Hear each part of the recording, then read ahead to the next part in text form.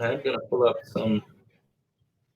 We are live, baby. We are live. I mean, it's taken a while, but the Daily Sporting is finally getting its legs. You know what I mean? We're building up a little bit of a foundation. So we appreciate some of the people that are going to be there from the beginning. Some of the people that were there when we get the website. Yeah. One of the biggest family Instagrammers here. It's like everyone goes to them because they Yes, do we're live on. So Welcome to live broadcast.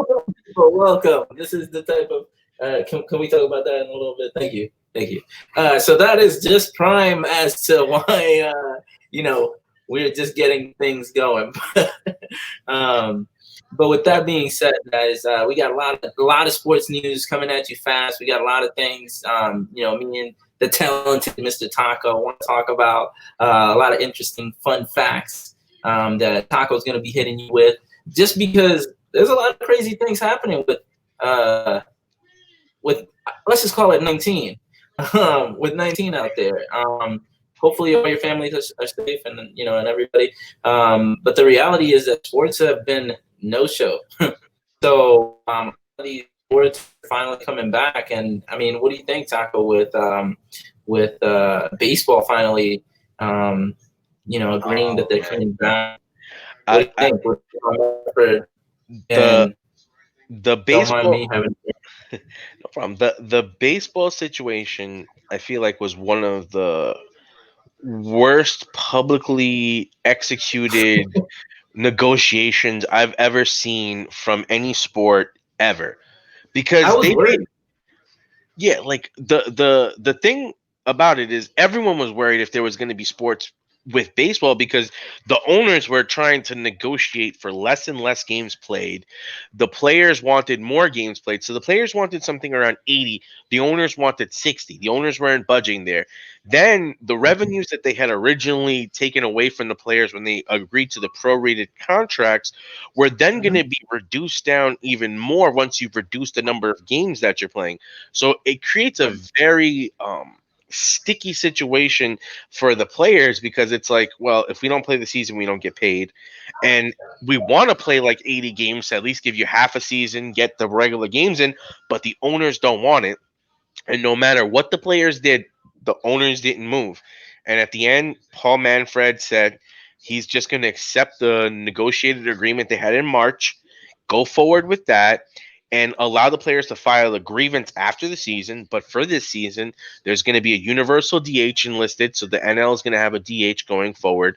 The service time going forward is going to be accounted for all of them.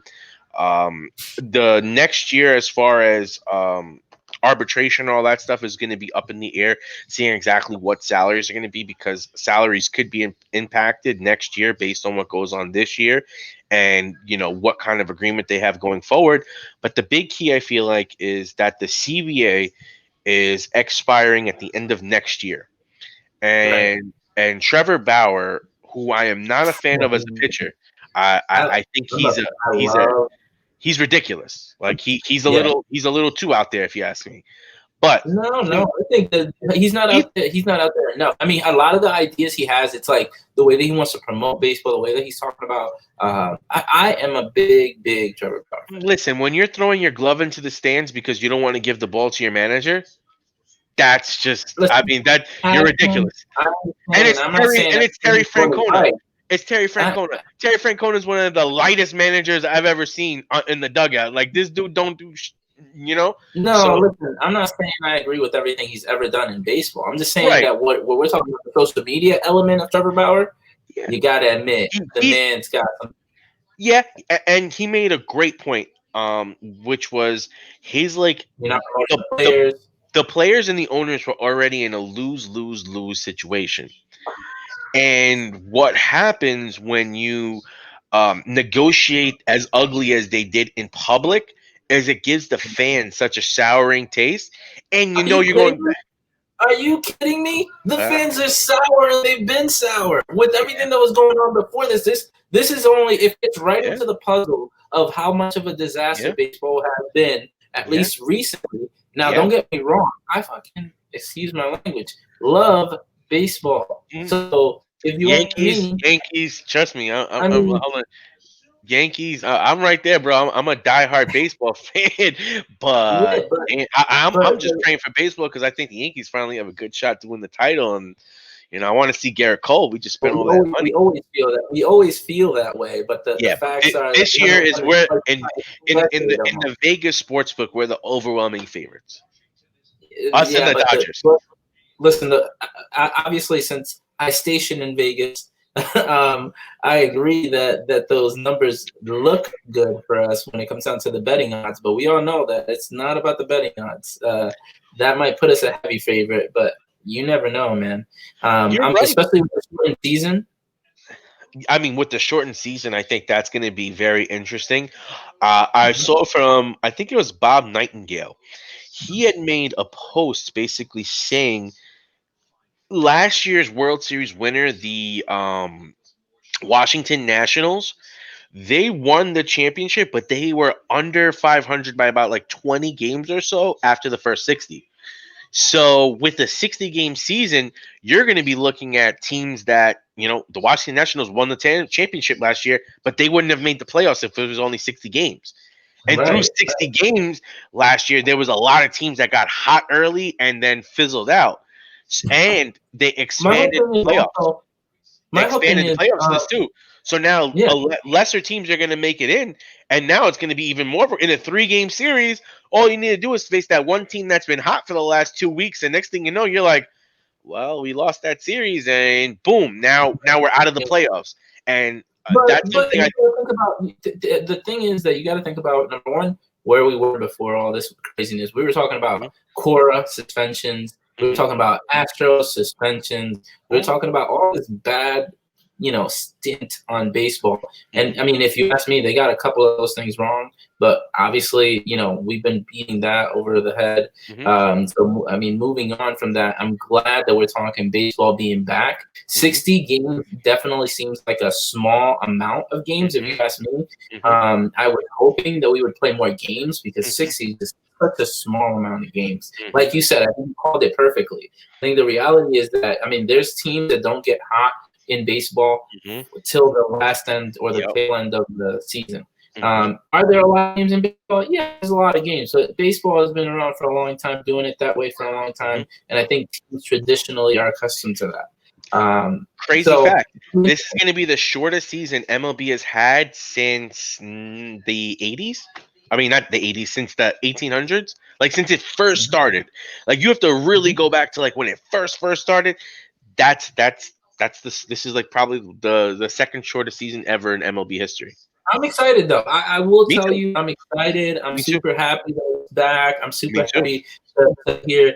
I don't like Manfred. I don't like at all whatsoever. He is a total disaster. And I mean, the money they brought him in to get some of that broadcasting money and TV money and all this nonsense. Get the man out of. He is not promoting. He's not doing the things that that we're hearing out there that you should be doing to promote baseball. I don't think that. Listen, we love obviously more than just baseball. We're all across fans, but I think that if you put and you rank all the sports in top major sports, it's almost like baseball is lagging behind every single one of them. I mean, really, they are. I mean, you ask me, UFC has become way more popular than baseball. I mean, if you ask me. I think that baseball really still has its purest crowd, where it has a lot of folks that have grown up watching it. But I think this is a perfect way to compare baseball to probably one of the more rapidly growing sports in popularity, even though it's always really been popular, is the NBA. And if you look at that comparison and transition, just from the way things were handled in the negotiation between the players and the owners to bring the season back, the NBA was able to accomplish much of their negotiations behind closed doors and not have the nastiness leak out to the public. Whereas the MLB did that, which now you have, we're not going to have a season. We might have a season. 8 owners don't want the season. We're battling between games. I think that's something that is bad for the sport going forward. And I think Yeah. it really shows what the NBA has to offer to a lot of fans is that they've come together and said, hey, we're going to work together. The NBA, more than any other sport, empowers its athletes to become their own personal brand. And they actually show them Absolutely. off. You don't see that in baseball. You don't see that in football. You see that in UFC. Well, You see that in even boxing. I So, mean, even the, mhm. go ahead. What I Sorry. was gonna say is that the NBA is really transitioning themselves and transforming themselves into one of those sports that can really uh, deal with the onslaught of this digital wave that's coming on. The people that are going to be moving more digital, the people that want to follow their favorite athletes, the people that like to see what they're saying. That kind of setup and that level of interaction is really being built up with the NBA. And I think that, with the NBA right now, even with the COVID situation, they lost pretty much like a quarter of their season. But for the most part, it looked like the playoffs were kind of like, shaping out, and we have an idea where we're going to go in the NBA playoffs. What the NBA said is like, hey, let's give it an 8 game regular season where we're going to come back, we're going to let the players get ready to go, and then we're going to go on to the playoffs. And unlike any year in the NBA, all the top players are going to be, for the most part, healthy, ready to go, and ready to play for the playoffs. And I think that's going to turn basketball into having a really exciting sport, which is going to come back only pretty much for 8 games and then the playoffs. So all these games are going to matter. I think that's going to really help elevate basketball into a good space, I think, coming out of this COVID I mean, 19. I think basketball has been elevated long before this, though. I mean, this is just No, everybody true. But I think what I was saying though is in comparison to the way MLB has baseball. been around, but they faltered during this period of time. I think the NBA came together with the strong. Although the Kyrie Irving stuff is, that's a little Yeah, thing. But that's in but between players and players. That's not like owners and players going at it, or you know what I mean. It's not the same right. kind of nastiness. Yeah, I mean, if you can elaborate, I mean, the Kyrie Irving, just to kind of put that into perspective, I know Well, that he was. yeah, Go ahead. basically what Kyrie Irving was saying and what he had Kyrie Irving is a VP for the The Players Nets Union. playing on their own kind of thing. Well, basically what Kyrie Irving has said is that he's a VP of the Players Union. And Yep. when they were on the calls, one of the first things that he was bringing up is that with all the injustice that's going on and all the protests that are going on, that if the players come back now, they would take away from the actual movement because people, instead of participating and watching about that and being educated about that, they're going to be more concerned with the actual games Sporting that are event. being played. And him, Dwight Howard, Avery Bradley. Dwight and Avery are both playing for the Lakers, who are one of the top teams to actually be competing for a championship this year. Both those players are saying they want to sit out, that they're not going to play because of this, and they don't want to take away from it. So Kyrie Irving was saying that. Then he was proposing that the players, come out and maybe start their own league and do something like that. Um, but I believe that's going to fall on deaf ears because of the way, like I was saying, the NBA builds up its players to become stars. It's not like you Right. come into the NBA. There's very few LeBron James and Zion Williamsons where you come into the league and you're already a superstar. You're already box off. You already have people that are following you like crazy. So that's Right. not that's the exception. That's not the rule. And I feel like what Kyrie is thinking is that these stars that are here now, they'll be able to build this up, carry it out, and have their own thing. Whereas they're not understanding the stadium, the TV rights, all the things that the NBA already has built into place. Plus, the NBA takes care of its players. They give them, the NBA players get paid ridiculous contracts, fully guaranteed. You know what I mean? So, I mean, for the most part, I think that the NBA has really transitioned the most out of all the three major leagues, I would say, into a players league, and they position themselves in the digital forefront to be able to be really prevalent, and I think really keep growing, especially in international markets. So if you Yep. ask me, I love what the NBA did. I think coming back to the playoffs, with only 8 games to the playoffs, I think that's going to be exciting. I think that's going to drive up the intensity when Zion Williamson comes back, and he has 8 games to try to make the playoffs, and we're going to see this kid going all out. That's going to be must see TV. Everyone's going to want to see those highlights. I think it's a really exciting time to be an NBA fan, unlike Yeah, an no, I mean, MLB I agree.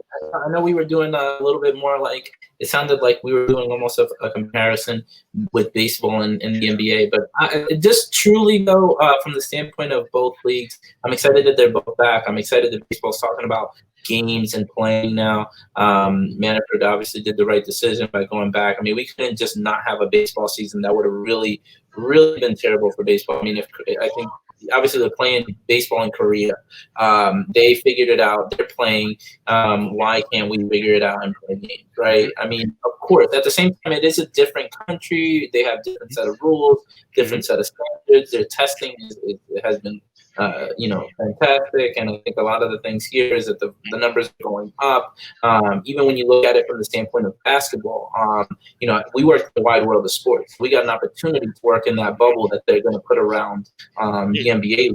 And we know that wide world of sports is a big. I mean, you can play a lot of games in that area with Disney, and that whole environment around Orlando. So that's. I mean, I like that they're playing the games there, but right now the cases there are. I mean, they're skyrocketing, so they're concerned there. So let's just hope that those numbers are down and not necessarily up. And then by the time we play those games in July, that we're good to go. Yeah, I mean, I think that's something that all sports fans are worrying about, how the cases break down over this next month as we start going into sports coming back, and we're seeing elevated cases in Orlando where they're supposed to be building that bubble. I think that's going to be really interesting. Right now, literally, ESPN reported 3 Rockies players tested positive. 2 of them were asymptomatic, and 1 of them was showing symptoms. So I mean, it's going to be so difficult to have all the players. You're going to keep all the players in the bubble, but then you're not going to keep the employees in a bubble. Like, I mean, not in a bubble, but at least in a more controlled environment. I know they're fighting and arguing, not fighting and arguing, but they're just saying, hey, listen, you can't keep all of us here and then tell us that we got to stay safe, and then have employees come and kind of do what they want. And so it's either we have a little bit more control as to how they move around, or at least maybe we limit certain things. And again, I think that's going to be a tricky game for the NBA to play. And the good thing is they have about a month to try to figure out the nitty gritty of it, how they're going to test, who they're going to test, what protocols will be in place. I would love for them to create a facility maybe where you can have a lot of these people there. You can test them and don't have to really introduce them into where the players are, and maybe just have people that, on a rotation basis, maybe they go into for like a week and come out.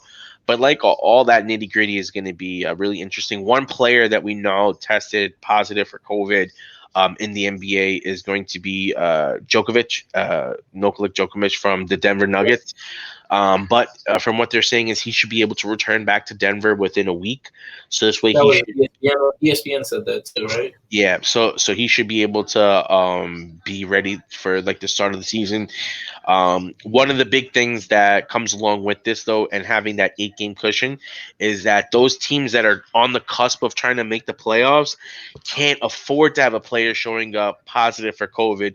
Unlike a team like the Lakers or the Nuggets or the Clippers, where if let's just say LeBron showed up positive, it's like, okay, LeBron, you can sit for that first 2 weeks before we go into the playoffs, because in that 8 games we already have our spot locked up. Now we're just fighting for seeding, so I can afford to sit you so you're ready for the playoffs.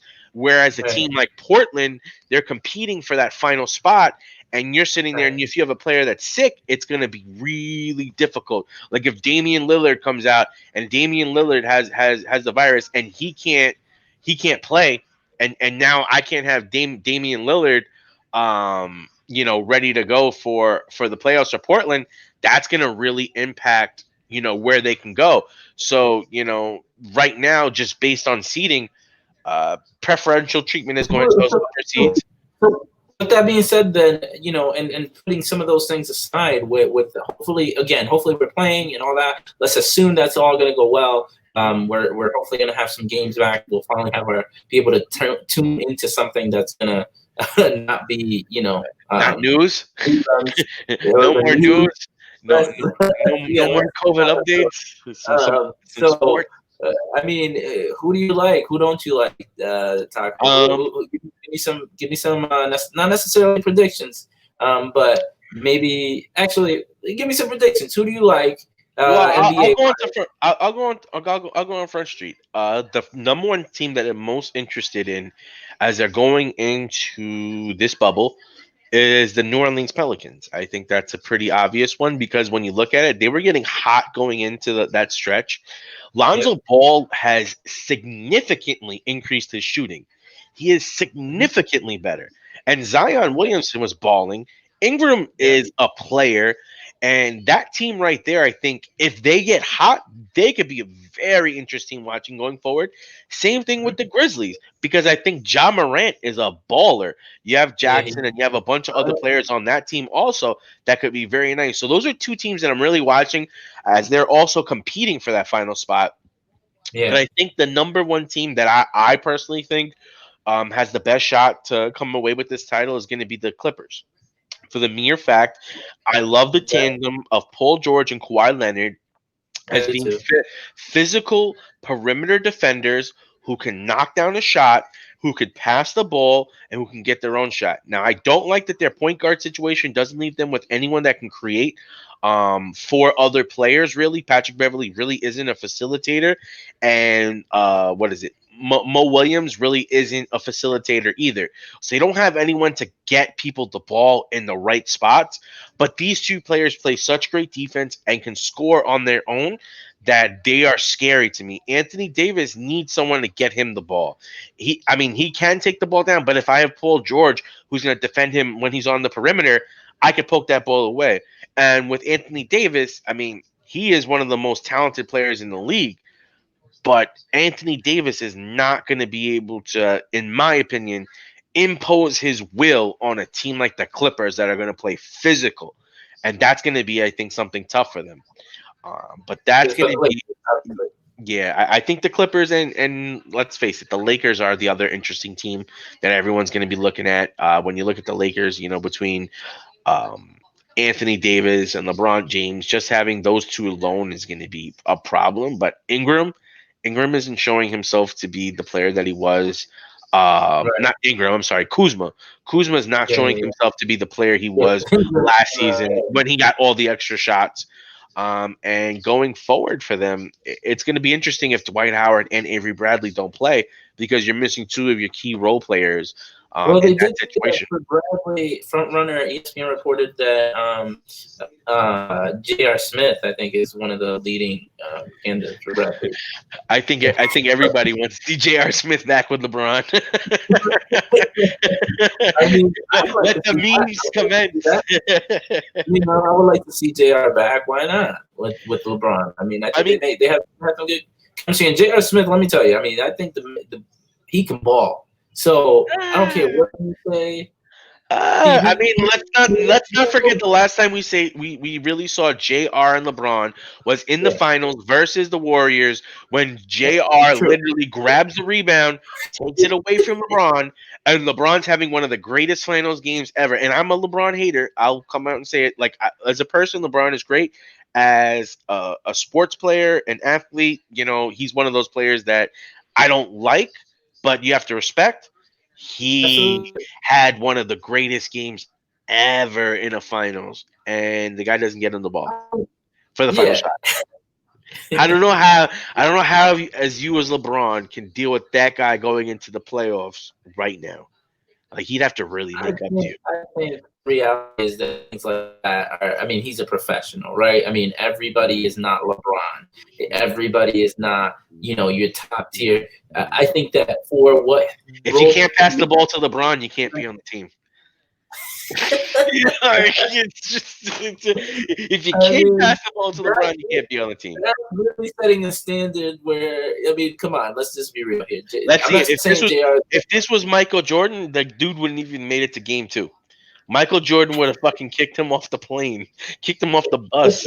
Like Michael Jordan would have played that, bro. If anyone did that on the Bulls team to Michael Jordan and said, "Hey, there's 4 seconds left, we could beat them. You just scored 50. I'm gonna take the ball." Yeah, yeah. Show that to me. I love how you made this moment about that last for a second. And I understand why, but I'm just saying that in general, as a role, Listen, we're talking about they could have signed JR this whole season and they didn't. Now they get him. It's just pure desperation. That's what it is. Well, if they get him, it's because they need another player to be a piece to complete the team. And the question is, how good can JR be if he hasn't played all season? He hasn't played in a year and a half. He hasn't played in a year and a half, and now you're expecting him in 8 games to get ready to play playoff basketball. How is that going to work? Yeah, but the reality is that JR has played his whole life. So when if he's sitting out a year and a half, okay, but you're playing against other players that have played their whole life. So now it's not a situation where it's like you're playing against a bum. You're playing against other guys that have played their whole life and they've been in the game and they had the rhythm. And it may not be the same rhythm as playing the season straight through, but at least they played some games. They know where their teammates like the ball. Tell me how JR Smith is going to know where to. Make it a JR thing. I mean, I get it. I was just saying that's what was, report. I'm not saying JR is the gonna be the piece that puts them over, as Jared Dudley put himself on that. Yo, Jared Dudley, that dude likes to talk a lot of ish. I really want to see Jared Dudley and Patrick Beverley just talking smack all series. Like, I want the Clippers and the Lakers so bad. Like, the level of intensity, like when Kawhi starts to bully LeBron, that is going to be the greatest thing that I've ever seen. Like, Kawhi is just going to bully LeBron. LeBron is going to be like, I love how you're so confident. You're saying that so confidently. Oh, yeah. I mean, I don't put that as no. Kawhi is the best player in the game right now. Well, he is, but the fact that you're just saying he's gonna bully him as if LeBron's just gonna be such a pacifist and let him just do what he wants and impose on. Bro, I mean, let's be real. Kawhi has said this. LeBron is scared of Kawhi. LeBron can't defend him and score at the same time. LeBron is scared of Kawhi.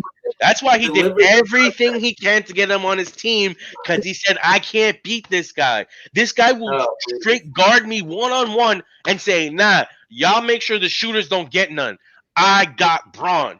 No player in NBA does that. No player. And that's why Kawhi, that boy go put in some work.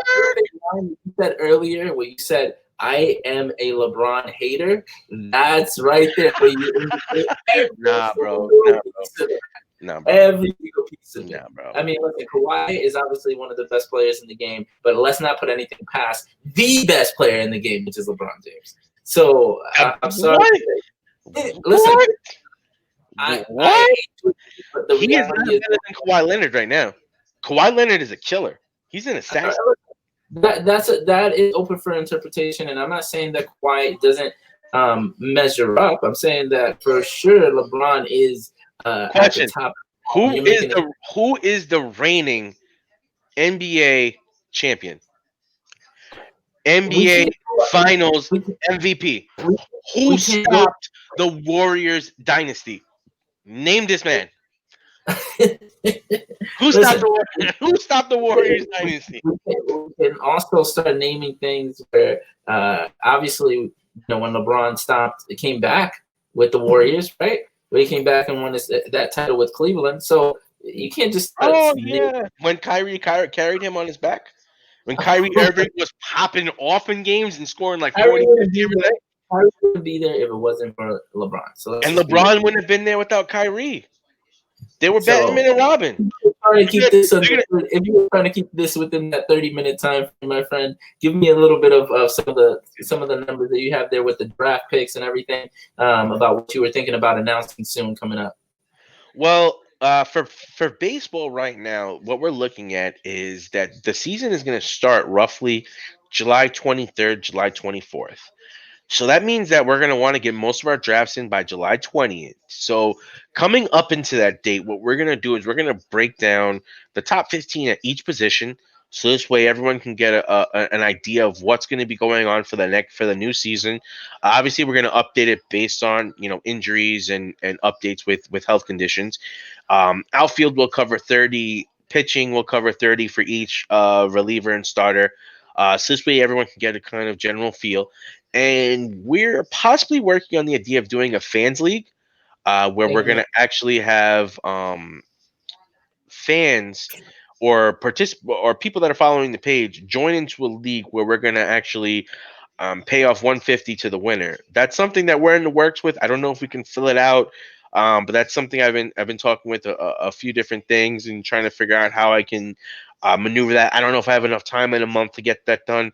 If not, that's something that might get carried over for football. But going forward, we're going to break down, like I said, top 15 for each position, top 30 outfield, top 30 starting pitchers, and we'll break down all the closers and some of the top relief pitchers. So we should be on point. And that'll give a lot of people, an opportunity to come back and look at some of the things that we're doing when it comes down to draft picks and giving you some position players that might, fit into your draft picks. I think with that, we might want to, follow up with you guys. This was just a short little first episode just to kind of keep you guys informed as to what we're doing, kind of highlight these conversations that are going to be going on with sports. Oh, yeah.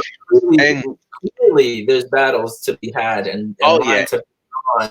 And one of the main things that we want to do going forward and that I really want to focus on is I want to educate you guys on the fantasy sports from the strategic aspect, because I know everyone wants to be like, oh, we got all these players, but strategically, how do you build a team that's actually going to execute the most points and get you those championships that you want, while also covering the players? And I love to buy at margins. That's how I always win.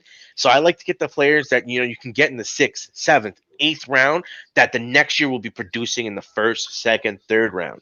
And I think that's going to be something that I'm really going to focus on and help you guys really get to that next level in your leagues, because baseball, football, basketball, they are all won in the margins. Your 1st round pick carries you, yes, but so does that 8th pick the 8th round pick that turns into a future 3rd round pick, who you got at that great value that really puts you over the top. Those are the guys you need. So those are the guys we're going to cover. But it's great. I'm looking forward to doing some more. We'll get down some more of the rhythm. We'll get more down on how everything's going to go. We'll have another little 30 minutes here is usually what we're going to try and spread out with. We'll build on that. And I think Taco, he's going to have a lot of picks for you guys. So definitely stay tuned for what to bring, especially on position players. I'm really looking forward to who he has as some of those top 15 players. So I think that tomorrow what we could probably run is a top 20 overall players in baseball, just to give everyone kind of a general feel. That we'll have up tomorrow, actually. Yeah. So we'll have that for you guys. So come back tomorrow and join us for another 30 minutes of fun here with the Daily Sporting. We'll be back. We'll talk to you soon, guys. Take care. All right. See you soon. See you tomorrow.